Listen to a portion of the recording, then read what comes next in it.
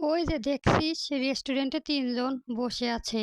ওদের মাঝে যেকোনো একজনকে তোর লিপ কিস করতে হবে। তাও টানা ১০ মিনিট ধরে। যদি পারিস তাহলে তোর এই ভীতু ডিম ফ্রেন্ডকে ছেড়ে দিব। উক্ত কথাটি প্রিয়াকে বলে তারা তার ওই চাচাতো বোন মেহনা বর্তমানে তার একটা ভিআইপি এরিয়ার মাঝে একটা পার্ক মুখোমুখি দাঁড়িয়ে আছে। মোহনার সাথে দাঁড়িয়ে মজা নিচ্ছে তার বন্ধুরা। অন্যদিকে প্রিয়া দাঁতে দাঁত চেপে দেখে যাচ্ছে তাদের। এই মুহূর্তে যদি তটিনী ওদের কাছে না থাকতো তাহলে প্রিয়া এদের চাপকে সিধে করে দিত। তাতে মোহনা তার যতই বড় হোক না কেন, তটিনী হলো প্রিয়ার বেস্ট ফ্রেন্ড। প্রিয়া যাও একটু স্ট্রং পার্সোনালিটি, কিন্তু তটিনী অনেক ভীতু। আর মোহনা এই সুযোগে কাজে লাগিয়েছে। মোহনার ছেলে বন্ধু দিয়ে তটিনীকে কিডন্যাপ করিয়েছে। প্রিয়া হাজার খুঁজেও তটিনীকে পায়নি দেখে বাধ্য হয়ে মোহনার কাছে এসেছে। প্রিয়া নিজেকে সামলে বলে ওঠে, পরে কিন্তু পস্তাবি তুই মোহনা মোহনা, আমি কিন্তু ছেড়ে দিব না।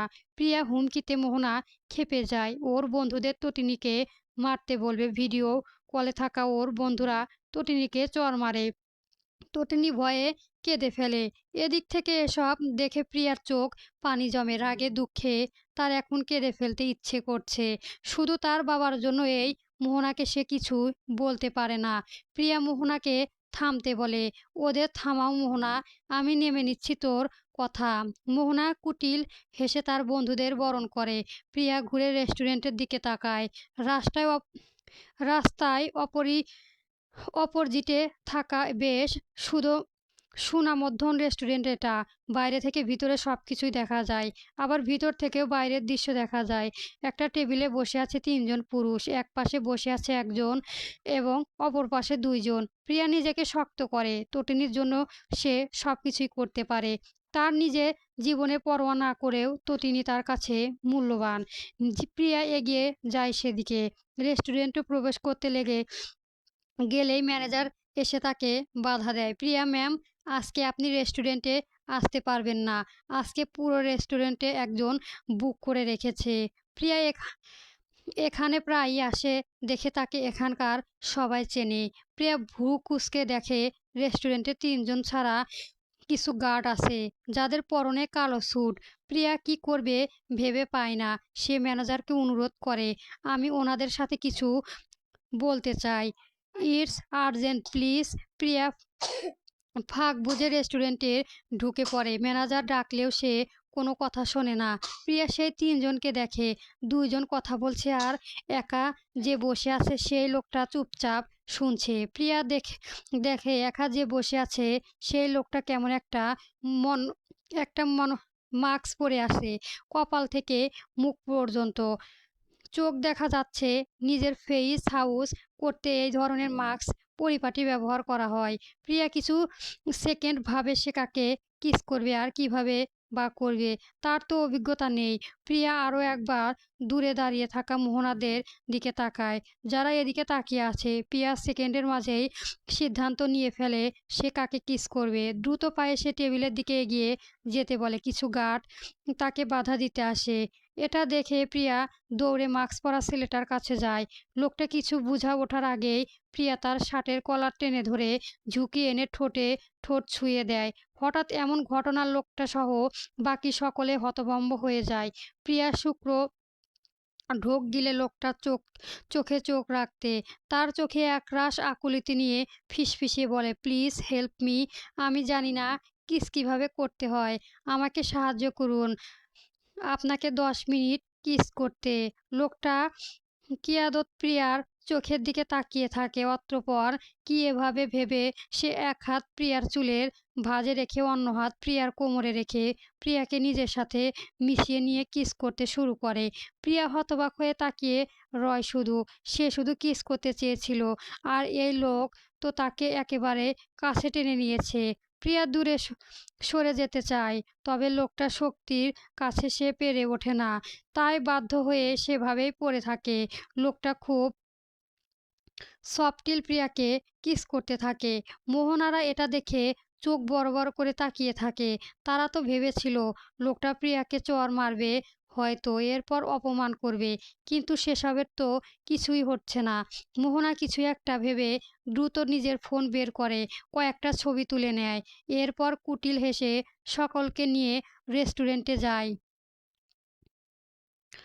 একদিকে 10 মিনিটের জায়গায় 15 মিনিট হয়ে যাওয়ার পর প্রিয়া জোর দিয়ে নিজেকে ছাড়িয়ে নেয়। জোরে জোরে প্রশ্বাস নিয়ে সে লোকটার দিকে তাকায়।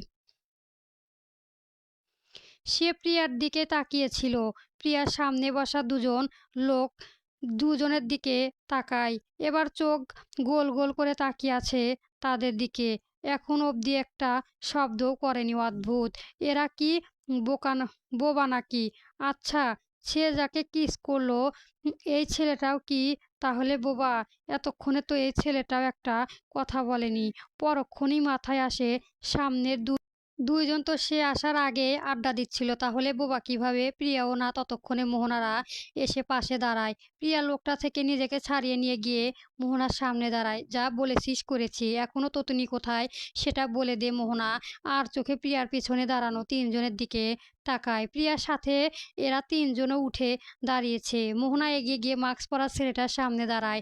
তোমাকে ও কিস করলো, তুমি কিছু বললে না কেন?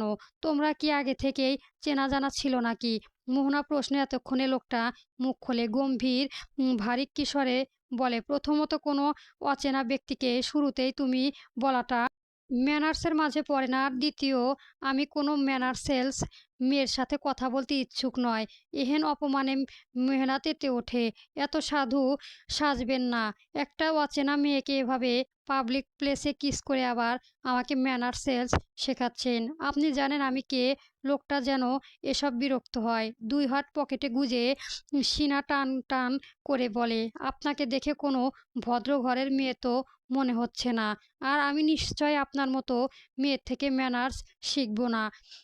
আপনি কে সেটা বাদ দিন, আমি শুনতে ইচ্ছুক নয়। দেখুন, মোহনা আঙুল তুলে কিছু বলতে চাইলেও প্রিয়া এবার এগিয়ে আসে। মোহনা আঙুল মুচড়ে ধরে চিল্লিয়ে বলে, তোর নাটক বন্ধ কর। আমি সার্কাস দেখতে আসিনি। তটিনী কোথায় সেটা আমাকে বলে দে মোহনা। মোহনা তাড়ামি করে, বলবো না। আমি চেয়েছিলাম তুই অচেনা কাউকে কিস করবি, কিন্তু এখন তো মনে হচ্ছে এই ছেলেটা তোর চেনা। তুই যেমন এই ছেলেটাও তেমন চরিত্রহীন। কথা বলার আগে ভেবে বললেন, মিস, আমি জানি আম- আপনি জানেন আপনি কাকে চরিত্রহীন বলেছেন?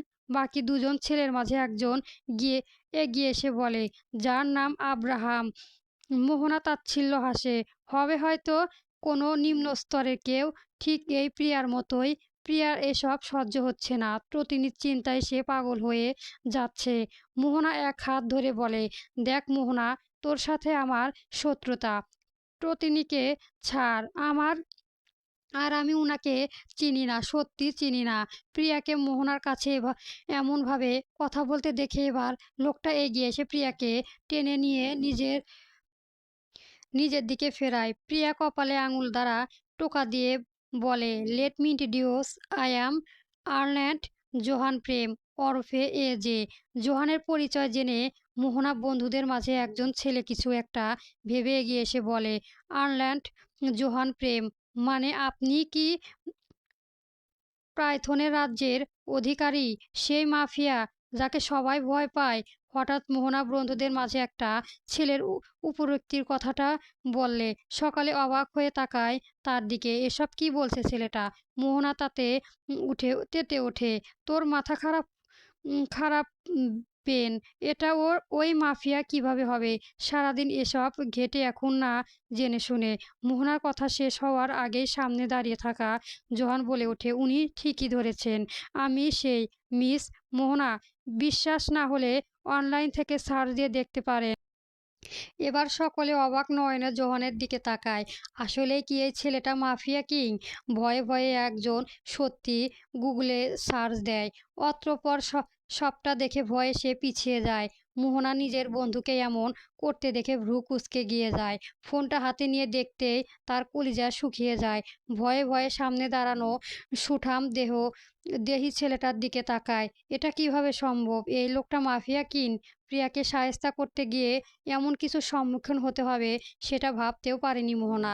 এই আর্ল্যান্ড জোহান প্রেম মানে এ যে ব্যাপারে জানে না এমন কেউ আছে আদৌ? এমন একজন মাফিয়া এমন সাধারণ লুকে তার সামনে দাঁড়িয়ে আছেন। মোহনা শুষ্ক ঢোক গিলে আশেপাশে সকলে দেখে। শেষে এসে মাফিয়ার সামনেই ফাঁসলো। এদিকে হঠাৎ মোহনা এবং তার বন্ধুদের ভয় পেয়ে দেখে প্রিয়া যা বোঝার বুঝে যায় গিয়েছে। লোকটা তাহলে আসলেই সেই যে। এখন তার কেমন অনুভব হওয়া উচিত? একজন এত বড় মাফিয়াকে কিস করার অপরাধে ভয় পাবে, নাকি তো তিনি বাঁচানোর চিন্তা করবে? পরক্ষণে কিছু একটা ভেবে তার চোখ মুখ উজ্জ্বল হয়ে ওঠে। সে ঘুরে দাঁড়িয়ে জোহানের দিকে তাকিয়ে বলে, আপনি মাফিয়া কিং, তার মানে যে কোনো কিছু করতে পারবেন। আমার বন্ধুকে ছাড়িয়ে আনুন, আটকে রেখেছে। প্রিয়া মোহনার দিকে দেখিয়ে বলে। জোহান শান্ত দৃষ্টিতে প্রিয়াকে দেখে শুধু। এরপর মোহনাদের দিকে তাকালে মোহনা নিজে তার বন্ধুদের ফোন দিয়ে তটিনীকে এখানে নিয়ে আসতে বলে। প্রিয়া খুশি হয় এতে। বাহ, খারাপ কিছু তো হচ্ছে না। মাফিয়াকে কিস করে ভয় পাওয়ার কিছুই নেই। এদিকে জোহান দাঁড়িয়ে দাঁড়িয়ে চুপচাপ প্রিয়ার উজ্জ্বলতা চেহারা দেখে। এখানে আজ এসেছিল নিজের অ্যাসিস্ট্যান্টদের ট্রিট দিতে। আব্রাহাম আর আরাজ দুজনেই জোহানের অ্যাসিস্ট্যান্ট। এরপর থেকেই বড় কথা, জোহান দুজনকেই নিজের ছোট ভাই মনে করে। ছেলেবেলা থেকেই দুজনের সে নিজে থেকে সাথে সাথে রেখেছে। আজকে এর জন্মদিন ছিল। সাধারণত জন্মদিনে আব্রাহামের নিজের ট্রিট দেওয়ার কথা, কিন্তু প্রত্যেক বছর এই দিনে আব্রাহাম আর আজকে জোহান ট্রিট দেয়। পুরো দিন সে এই দুজনের জন্যই বাপ্ট করে। এছাড়াও তো সবসময় নিজের কাজে নিয়েই বিজি থাকে। আজকে আব্রাহাম এই রেস্টুরেন্টে আসতে চেয়েছিল দেখে জোহান তাদের এখানে নিয়ে আসে। তিনজনে একসাথে বসে খাওয়া দাওয়া করে। আজকের দিন কাজে সম্পূর্ণ ভুল যে এদের সাথে সময় কাটায়। তাই এখানে খাবার অর্ডার দিয়ে তিনজনে বসে টুকটাক কথা বলছিল। তিনজন বললে ভুল হবে। আব্রাহাম আর আরাজ কথা বলছিল আর জোহান সেসব শুনছিল। রাস্তায় অপরিচিতের পার্কে দাঁড়িয়ে তর্ক করার প্রিয়াকে সে আগেই খেয়াল করেছে। কিছুটা চেনা অবয়ব ছিল যে। অতঃপর প্রিয়াকে এদিকে আসতে দেখেছে। তার ইচ্ছে ছাড়াই প্রিয়া কি কখনো তার আশেপাশে আসতে পারত? কখনোই না। সে বারণ করেছে দেখে গার্ডরা প্রিয়াকে তার কাছে আসতে দিয়েছে। মূলত জোহান সিউট হতে চাচ্ছিল প্রিয়াই আসলে তার চেনা কেউ কিনা। আর সেটা প্রিয়া কাছাকাছি আসতেই জোহান বুঝতে পেরেছে সে ঠিকই ধরেছে। তার মাথার নিমেষেই প্রতিশোধের আগুন জ্বলে ওঠে। মেঘ না চাইতেও যখন বৃষ্টি এসেছে তখন সে সুবর্ণ সুযোগ কিভাবে ছাড়বে সেসব ভেবে জোহানের ঠোঁটের কোণে মৃদু ফুটে ওঠে বাঁকা হাসি। সে ক্রোধ ভরা দৃষ্টি আরও একবার দেখে নেয় প্রিয়ার জ্বলজ্বল করে ওঠে মুখশ্রী। মনে মনে দৃঢ় প্রতিজ্ঞা করে, জোহান, সময় এসে গিয়েছে। ওসমান খান প্রতিশোধের সময় এসে পড়েছে। আপনার প্রিয় কন্যার জীবনে নরক করে দিতে এসেছি আমি।